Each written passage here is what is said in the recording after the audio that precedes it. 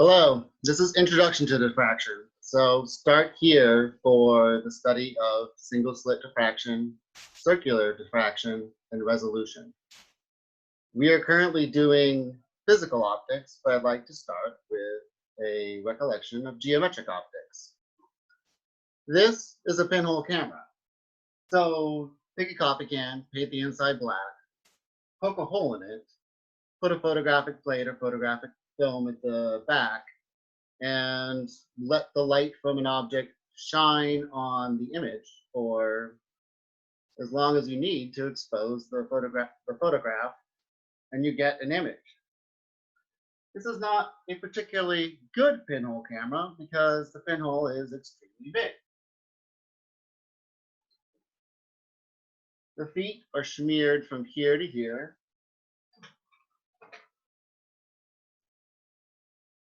And then the image of the head is smeared from here to here.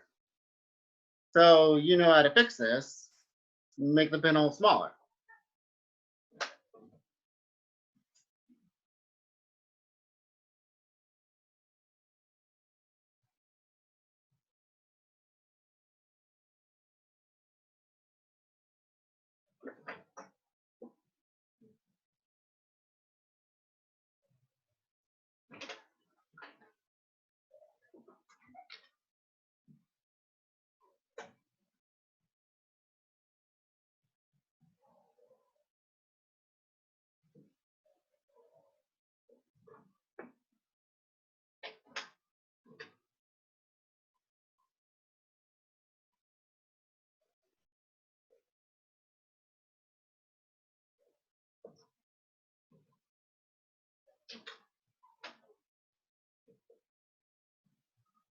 Great. Now the head and the feet are confined to a much smaller region. However, it is true that as the pinhole gets smaller and smaller and smaller, eventually the image will stop being sharper and will begin to be fuzzy again. This has been known for a while. There was a monk whose name I unfortunately cannot recall, who noticed that a pinhole of light going through his wall, striking the opposite wall, was larger and fuzzier than geometric optics alone could explain for. This is a study of that fuzziness. I'd like to remind you of the definition of interference and diffraction.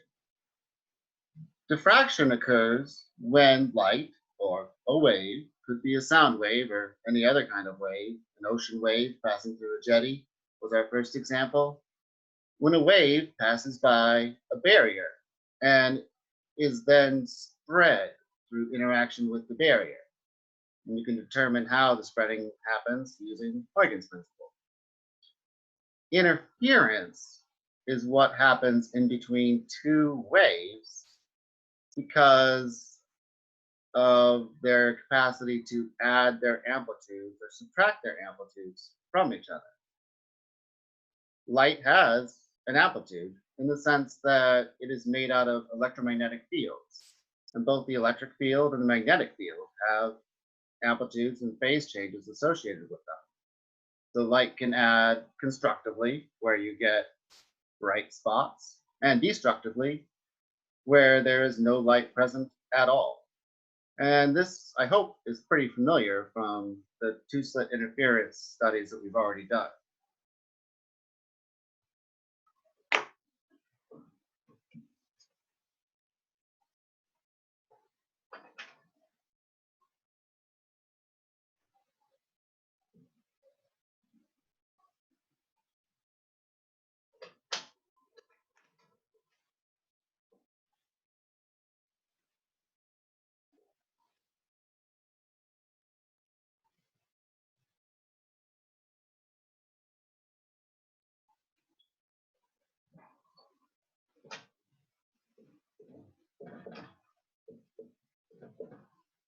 I'd like you to take a moment and add these two waves together. These two together and these two together. What do you get?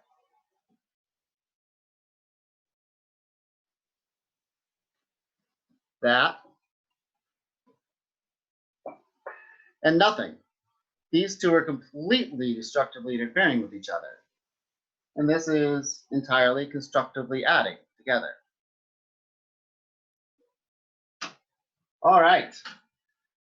As the last thing for this section, I'd like you to consider two sources, both of them creating a disturbance.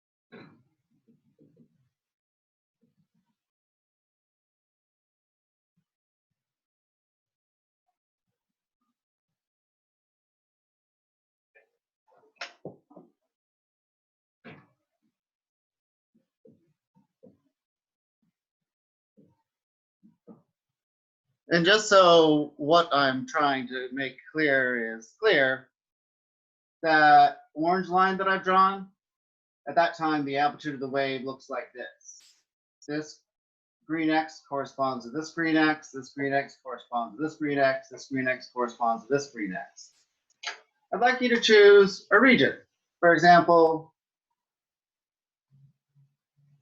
this region. And I'd like you to pause the video and find all the spots at which constructive interference occurs.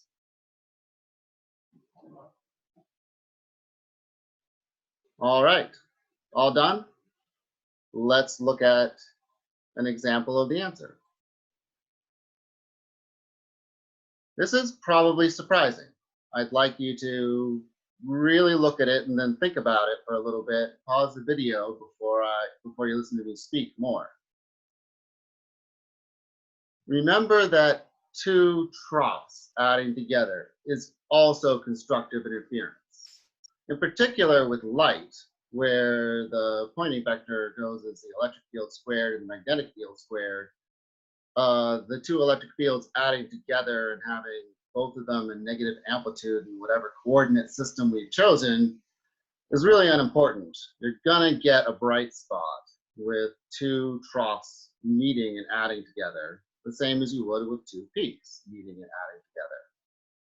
I want to emphasize that before we go forward. It's one of my favorite conceptual questions to ask you on quizzes and such.